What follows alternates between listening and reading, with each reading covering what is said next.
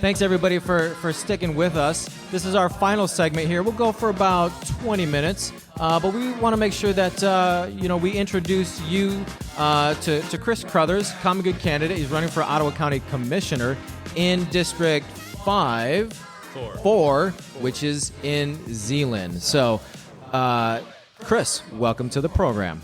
Thanks for having me. Absolutely, yeah. A little round of applause is good. Let me just get to my notes here. All right. Take your time. Do you need me to do a dad joke in the meantime? If you have a dad joke, you should do it. Oh, yeah, I wrote one down when you asked Sarah one, so. What's the most remarkable invention? What's the most remarkable invention? Yeah. Light bulb. Sorry, I just had an idea. Oh. That's a good one. That's like dad joke inception there. That was pretty good. No, the whiteboard. The whiteboard. Yeah, it's very remarkable. You can remark it. Nice. You got any others? Well, the other day I heard some music coming from my printer, and I went over there, and it was just jamming. These are good. You found those where? Well, I used to do this thing on Snapchat where I would annoy all my friends with dad jokes, so I had a lot of them lined up. Good for you. Yeah. Good for you. I had no idea that you could go on what is it? X, Twitter, Zitter, and find all these things. But man, it's right there. It's right on the internet. It's almost like you don't have to put any effort into making your own. Mm-hmm. Should have known. So, Chris, tell us a little bit about yourself and why you're running for Ottawa County Commissioner. Well, so I grew up in Zeeland. I've lived in West Michigan my whole life, and 5-6 years ago, got with a group of people, started a couple breweries in the area, got really passionate about community, and then in the middle of that, saw all of this happen and followed it really closely and learned a lot about how things are supposed to work, saw them not working that way, and started, looking into what I could do about that, going to the meetings, seeing if we could recruit anyone to run. And then about November last year, it was starting to look like no one was going to do it. So I started doing the training to do it myself. So now I'm here. And now you're here. And to you, and I know that, we've talked about this, Shawn, a lot on the podcast. We just talked with Sarah. But to you, how would you define that not working for us? Like, you're referencing, when Ottawa Impact swept in and gained the majority of the board, and a bunch of things happened. To you, what are those things? What is not working? Well, they very obviously didn't even Google how to do the job in the first place before they got in. And when I say they, I mean Ottawa Impact. You mean you should know how to run what you're, you would being think, elected for? Or know what Robert's rules are, maybe. That would be, I've taken a couple primers on Robert's rules. I hate Robert. I don't want to like follow anything he says. It's my dad. That makes sense. You got some daddy issues. Robert's rules. That would be a whole other podcast. That's a whole other Happy Father's deep Day, dive. Dad. Love you. Unpack that, Drink or up, is that the Shawn. topic? Drink up. But yeah, and then they obviously started doing things in a way that cost the county a lot of money, just by doing things the wrong way. You can agree or disagree with what they were trying to do, but the way they did it was terrible. Mm-hmm. And even my opponent would agree with that.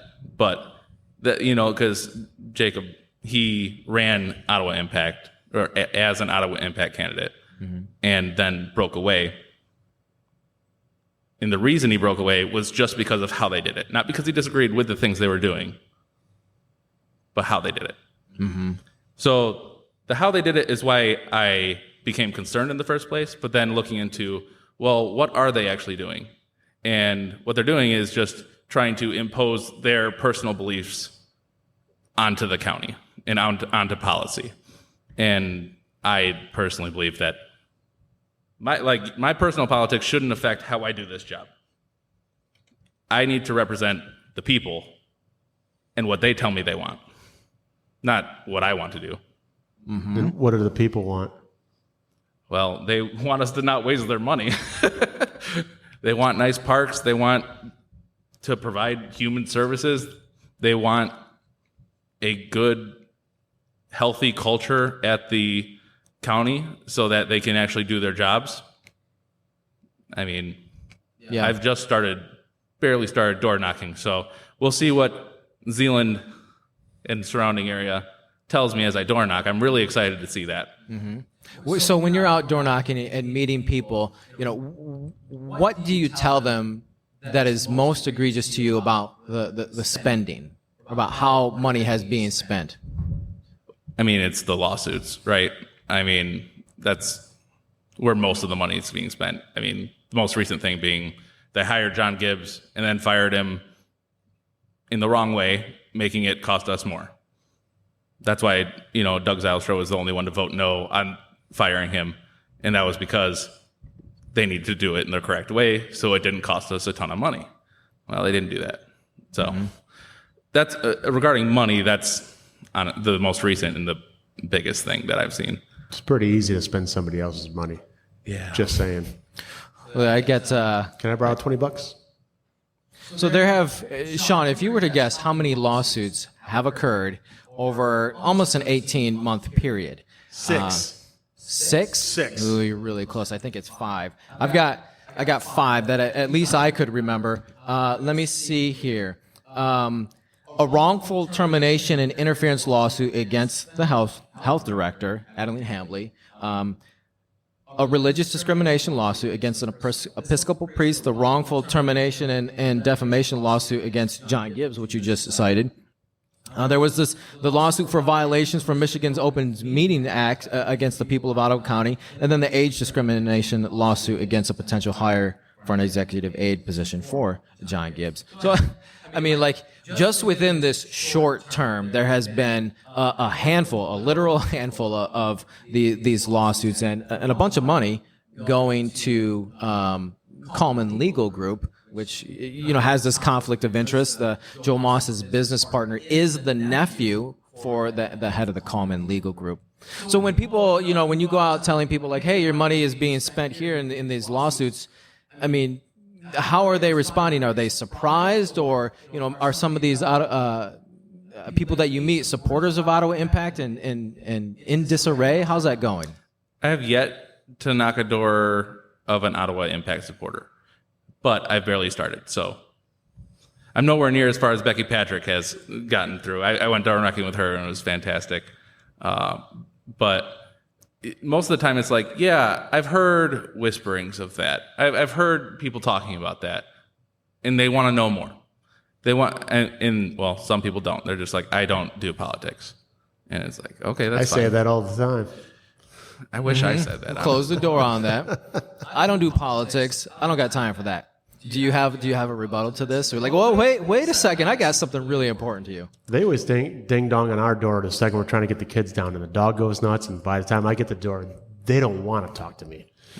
You're let that guy. He's got too many things going on. Trying to figure out when time frame wise. Do we do it during the day when they're at work? Do we do it at night when they're at dinner? Do we do it late at night when they're putting the kids down? I feel bad almost every time of the day, so I don't. As you should. There can't be a perfect time. Just kidding. You just got to go out and do it. Yeah. Hope for the best. Well, and that's where I'm trying to do what I'm calling campfire chats. And basically that is I will go and door knock or leave campaign lit that just says, hey, we're going to be at this address in your neighborhood for 3 hours on this day. Come talk. We'll have free hot dogs, s'mores, a little campfire, a little tent, information. So then they can come on their own terms instead of me being at their door and them being forced into a conversation. Mm-hmm. So I'm hoping that takes off because, I came up with that idea because of the uncomfortability of, I've been inside and someone knocked on my door and I was I don't know what questions I want to ask you right now, but I'm sure there's plenty. Yeah. I mean, I don't like it either. I mean, no. I'm not dressed to go to the door. It's just an odd scenario. So, yeah, creating these situations. I like that idea, though, because the kids like s'mores and I like hot dogs. Right. So it's a win-win situation. Quick little free snack / breakfast for the kids. So, and what's more Midwest than just a campfire, right? Mm-hmm. There you go. So what would differentiate you between Jacob Bonema? Because he is he's running in he's a Republican, and as you mentioned, he's separated himself from Ottawa Impact. But he is not facing a challenger, is he, in the Republican primary? No. Okay, so it's just Jacob Abonema. So he'll win that if everything goes according to plan, and then you're going to face him in the general election come November. So what makes you different than Jacob Abonema? So to me, it's working class versus corporate. He comes from money. He doesn't have the perspectives I do of having to work for everything that I've got. And I'm not going to say that I grew up poor by any means. I grew up in Zeeland. Like, we were fine. But I also had to move back in with my parents to help start the breweries. Like, we didn't have money to put into it. And by we, I mean, I couldn't ask my parents for money. I was too young to have like a full career.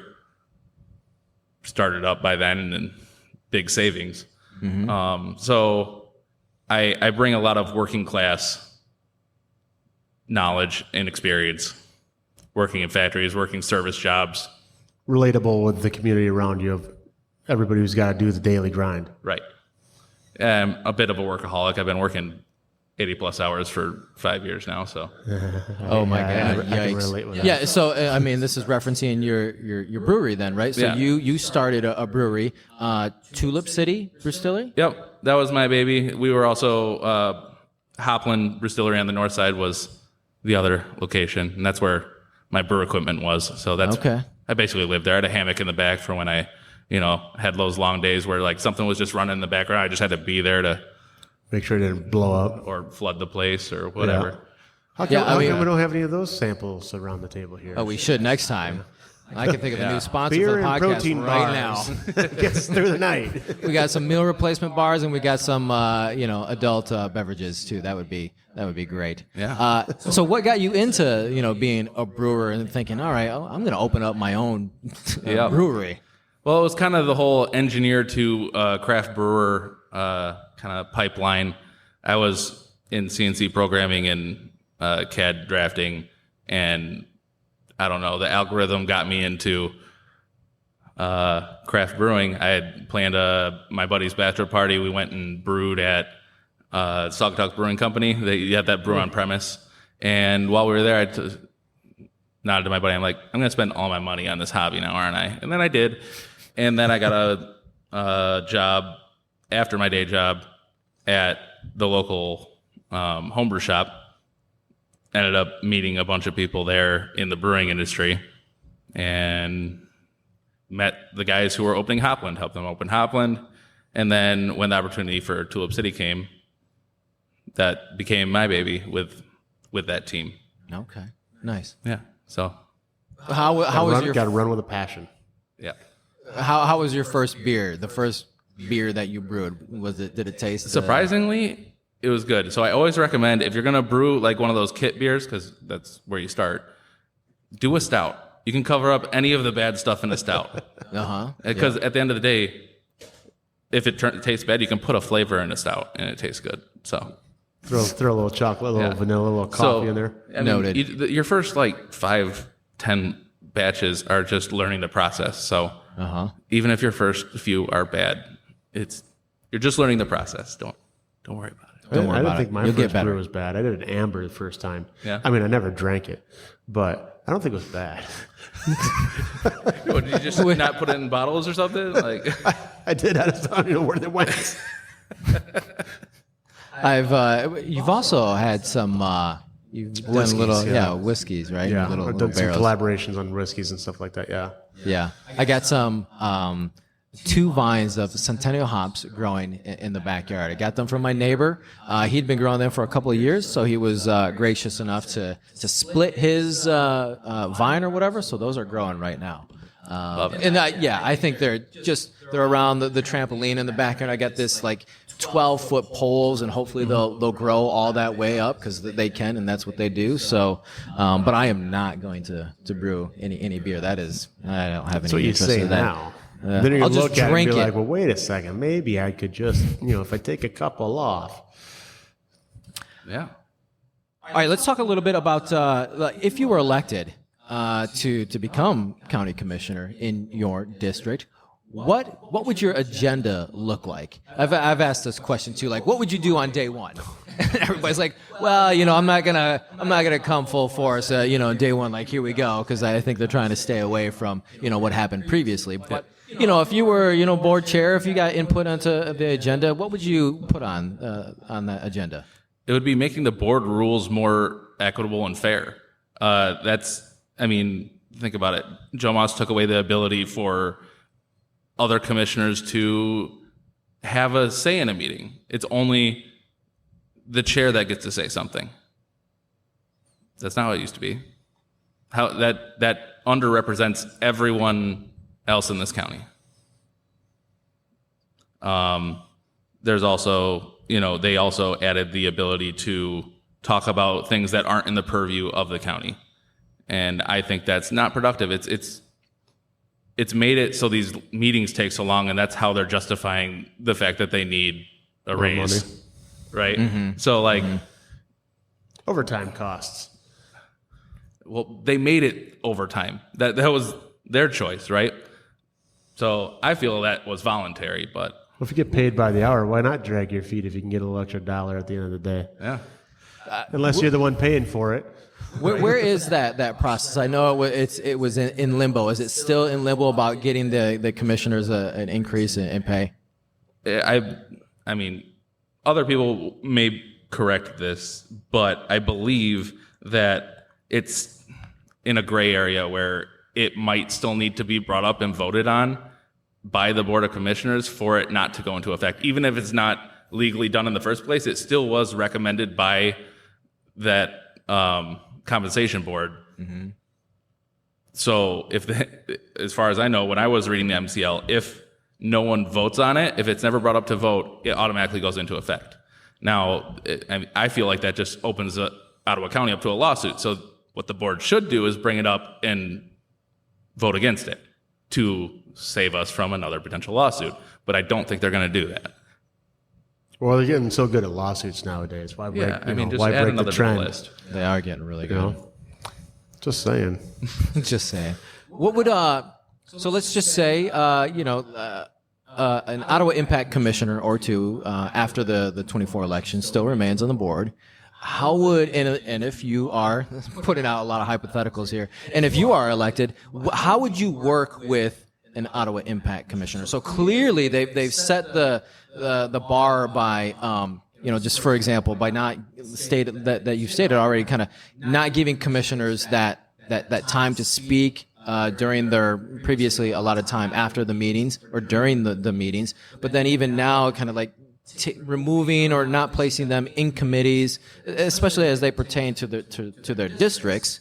So how would you attempt to work with them? Because we keep hearing people want to do good for the community, so that means you're gonna have to talk to some OI folks. Yep.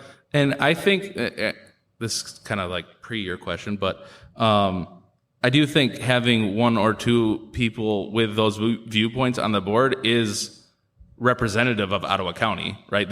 We do have a chunk of the population that believes what they believe, but it's not the majority, right? I think we've seen that pretty clearly. I am perfectly fine working with people who disagree with me. I'm great at finding alternative ways to do things. It doesn't need to be this or that. We can look at a third option. No, crazy, right? That's what this board is supposed to do. It's supposed to work together to solve these problems. What's that called? Compromise? What the hell is that nowadays? Just working together. No. What? Collaboration. Work together. Yeah, you dream world. Well, see, nobody works together nowadays. I'll keep moving in this area. I'll play the devil's advocate. I would say so these are partisan positions. Are you willing to work with Republicans? Oh yeah, I mean, I got my issues with the current GOP party and how it's being run. That's why I ended up running as a Democrat. I personally think this shouldn't be that partisan. The county, it's more of a math equation than anything else. Like, okay, we need to do this, put this much money towards this program because that's state law. We're following state law, and then whatever is left, we get to choose what to do with. That's the only part where it gets partisan is that extra. Or the implementation of some of the programs. But other than that, you know, we have a structure that we're supposed to work under, and there's a few ways to do it. Openly working together is the way to do it. I don't see Ottawa Impact doing that because they're making the decision before the meetings and then telling all their people how they want it done. And then they just vote on that. So really, my goal would be to bring that collaborative discussion back to the table. And you know, if I have to be a little loud about it, I'll be loud about it. Like, why aren't we talking about this? There's so you are a common good candidate for West Michigan in 2024, and we appreciate you being that.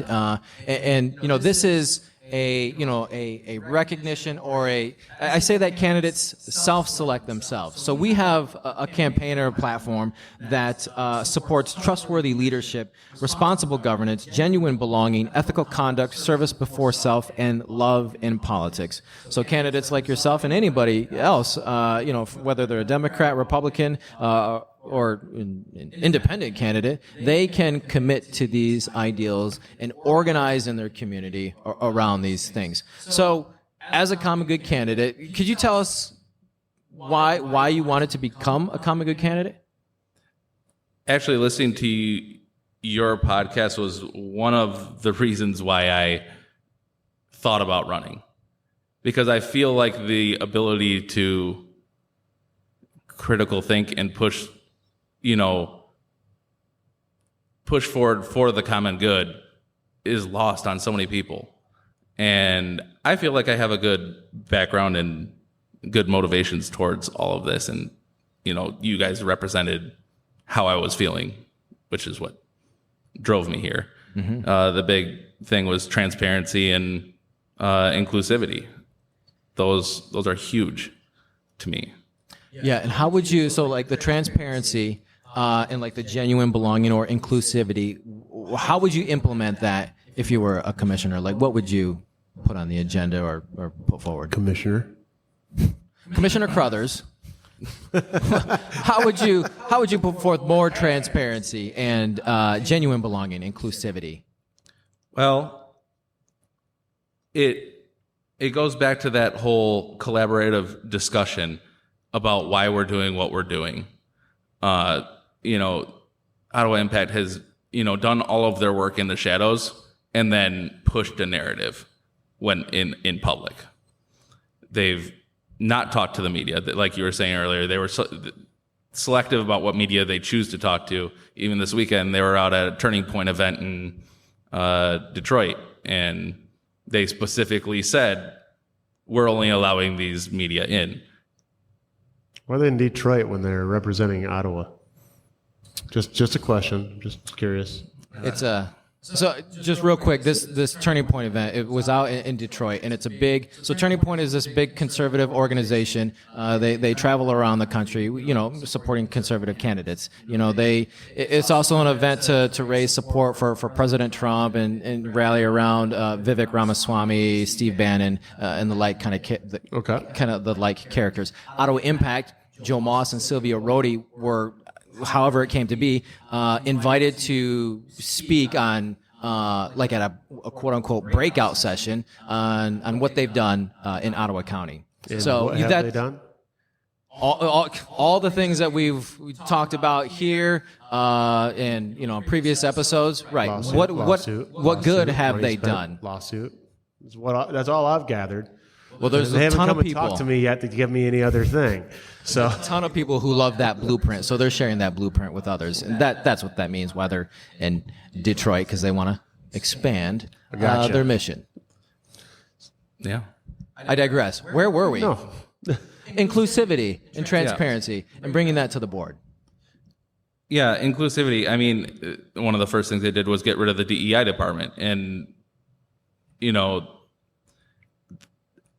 I was the token white boy at the breweries for the past 5 years. And I got to hear a lot about people who grew up here that didn't look like me and how different their experience is than mine. And then I got to take DEI classes, and it's been so politicized. It's not about what, I don't want to say Republicans, but the far right has demonized it to be. It's just about making sure we're taking care of everyone that we represent equally and being intentional about it and knowing where the system fails and trying to work to fix that. And being intentional about those things is very important. Mm-hmm. And I don't know that even some of the old board they had work to do on it still. Mm-hmm. Yeah. Shawn, do you have any other questions before we land the plane? And Chris, I'm giving Chris a little time here because he's going to give his campaign pitch to his voters. But do you have any questions before I want we to shut hear down? the pitch. I want to hear the pitch. All right, Chris, you've got the floor. So let's just imagine, just like yourself, you said that you at some point you listened to this podcast. So hopefully others are going to listen to this podcast Appreciate that, in your district. Didn't know whether or not we actually made a movement or anything. Yeah, really people listen to us. That's really nice. Hey, people do it. My email tells me that people are listening to this podcast. Have we gotten any good questions on our emails at all? No, I don't. Mind I don't tell get me a lot these of type of questions. things. I didn't even know people are emailing us. I get data telling people listen to here and there and there. He gets data on Father's Day. Data. Another father. Yeah, dad joke out of nowhere. Bam! But yeah, that is right on par with being a dad, having a dad joke. But you're at the door. What's your campaign pitch? This is really an experiment in representation to me. I believe that I can properly represent the people of Ottawa County and not be pushing a personal agenda, because I don't have one. I'm a regular guy. I've grown up here. I know what it means to be a resident of Ottawa County, and I'm going to listen to people. If what I'm doing at the board, when I get it, is like people are disagreeing with it, I'm going to listen to them. I'm going to have the discussion with them. I'm not going to ignore them. We're going to find a way to make things work for everyone. And I don't know. I'm just a real guy. Real guys in politics? I don't know. I never thought I'd get into politics. So. Yeah. You're going to talk with these I never folks thought I'd be over- doing a podcast talking about politics. Trust me. So you're going to talk with these folks over a pint of whiskeys beer. too late. Yes. I said that. And a hot you dog. did. Yeah. Well, that's Chris. We thank you for your time. That is Chris Crothers, candidate for Ottawa County Commissioner in District 4 in Zeeland. You can go meet with him afterwards. He's got some swag, yard signs, buttons. You've got. Come, right at the mic. Share your buttons before you leave here. They're really great. Your flair. So my bartenders, when I told them I was thinking about running, they're like, "Oh yeah, this is great. We are gonna make all this swag. It's gonna.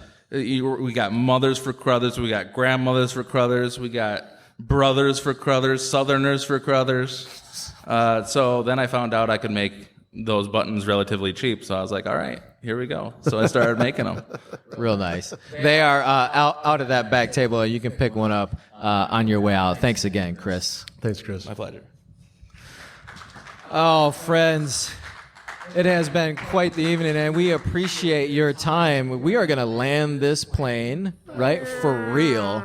Land this plane for real. But this is our PBS moment where we want to thank audience members and listeners like you, because through your contributions to Vote Common Good West Michigan, we are able to have events like these and talk about candidates like Chris Crothers. We're able to talk about immigration along the U.S.-Mexico border, and we're able to talk with Sarah Leach from the formerly of the Holland Sentinel. So things that are important here in West Michigan. Ottawa County, and Kent County. Now, the way that you can help to continue us to do this is by chipping in $10, $25, $50, or if you're feeling real generous, $100.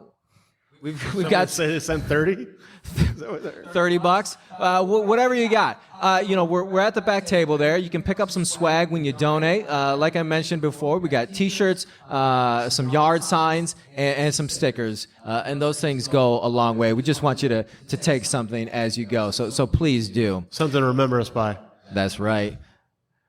So be sure to check us out then on our website, votecommongood-wm.org, where you can sign up for our weekly newsletter, and a gentleman who was here earlier did that as well. And you can listen to this podcast on Spotify, Apple Podcasts, and YouTube, and share these episodes with your family and friends. And this episode here will come out over the next following weeks.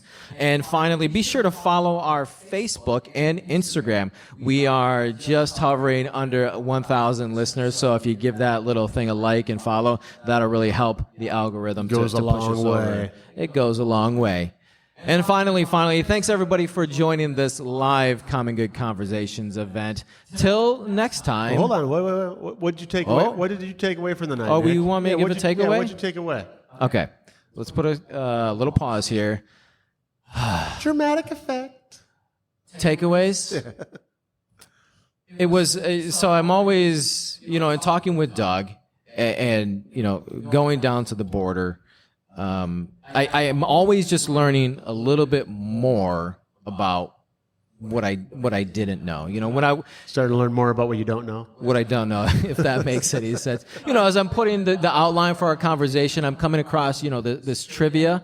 Based upon this new book, and just kind of putting it out there for people and see how they react and respond. That was just one of my takeaways is kind of seeing, what people think about the situation. Sounds good. It's a good takeaway.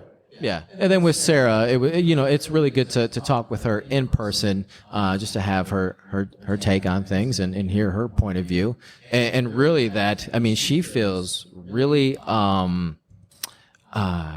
really strongly about about the crisis, right? And if we're not able to support that locally, there is a kind of, I don't know, maybe the downward spiral to where democracy is beginning to fade away. Yeah. Yep. My takeaway was I don't care what they say. Dad jokes are amazing. Dad jokes. It is are amazing. awesome, and it's never gonna die. Yeah. Do you have any more dad jokes? Not off the top of my head. No, not outside. Me either. Okay. I got one more. So there were two hot dogs on a grill. One hot dog told the other hot dog, "Damn, it's hot here."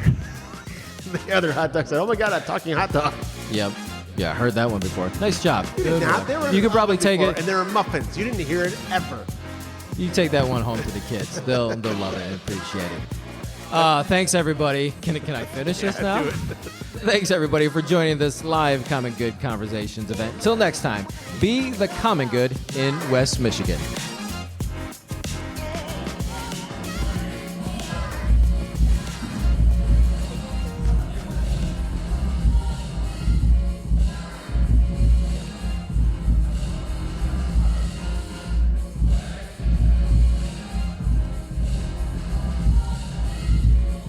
Check.